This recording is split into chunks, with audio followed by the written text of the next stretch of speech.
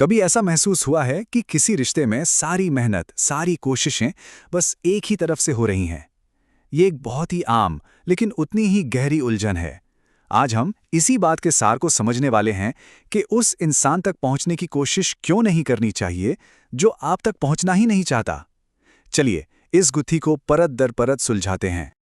तो आगे बढ़ने से पहले सबसे ज़रूरी सवाल यही है, क्या किसी रिश्ते में ऐसा हो रहा है कि सारी की सारी कोशिशें सिर्फ एक ही इंसान कर रहा है? यही सवाल असल में आज की हमारी पूरी बातचीत का आधार है। तो ये जो एक तरफा कोशिश होती है, ये असल में दिखती कैसी है, महसूस कैसी होती है?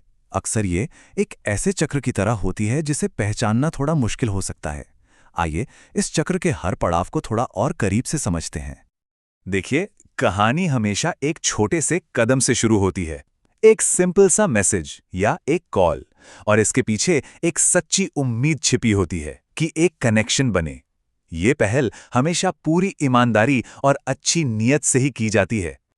अब जब पहली कोशिश का कोई जवाब नहीं आता, तो मन में क्या ख्याल आता है? शायद वो बिजी हो, शायद मैसेज देखा ही ना हो। बस यही सोचकर उन्हें एक और मौका देकर एक और कोशिश की जाती है।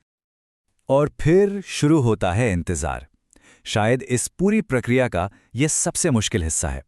फोन की हर घंटी पर दिल का धड़कना, हर नोटिफिकेशन को उम्मीद से चेक करना, और यही इंतजार धीरे धीरे हमारी सारी मेंटल और इमोशनल एनर्जी को सोखने लगता है। अच्छा, तो ये तो हुई एक तरफ की बात। अब जरा सिक्के का दूसरा पहलू भी देख लेते हैं। जब एक तरफ से इतनी एनर्जी लगाई जा रही है, तो दूसरी तरफ आखिर हो क्या रहा है? यह समझना बहुत जरूरी है कि कोई भी रिश्ता दो तरफा मर्जी के बिना चल ही नहीं सकता। यहाँ पे ना एक गहरा असंतुलन, एक इम्बैलेंस पैदा हो जाता है। एक तरफ होती है कोशिश, जिसमें एनर्जी, समय और ढेर सारी उम्मीदें लगी होती हैं, और दूसरी तरफ होती है अनिच्छा, जो हमें चुप्पी, दूरी या फिर तरह तरह के बहानों के रूप में दिखती है। और सच कहूँ तो यही इम्बैलेंस इस सफ़र को इतना थका देने वाला बना देता है। तो सवाल यह है कि इस मुश्किल सिचुएशन में किया क्या जाए?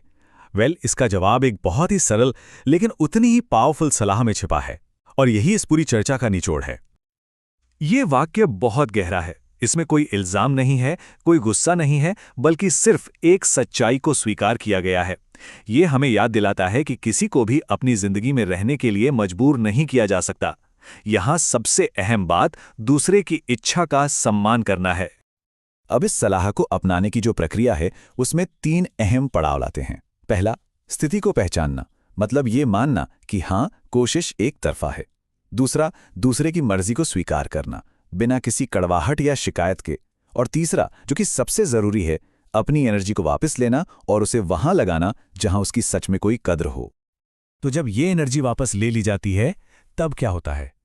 ये किसी चीज का अंत नहीं है, बल्कि ये तो एक नई शुरुआत है, अपने आत्मसम्मान और मन की शांति की तरफ एक बहुत बड़ा कदम। ये सब कुछ घूम फिरकर बस एक चीज पर आ जाता है, एक फैसला। ये फैसला कि अब किसी बंद दरवाजे को और नहीं खटखटाना है। और यकीन मानिए, यही एक फैसला जबरदस्त मानसिक शांति की वजह बन सकता है। और अंत में ये एक सवाल सोचने के लिए रह जाता है कि हमारी ऊर्जा का असली मोल क्या है?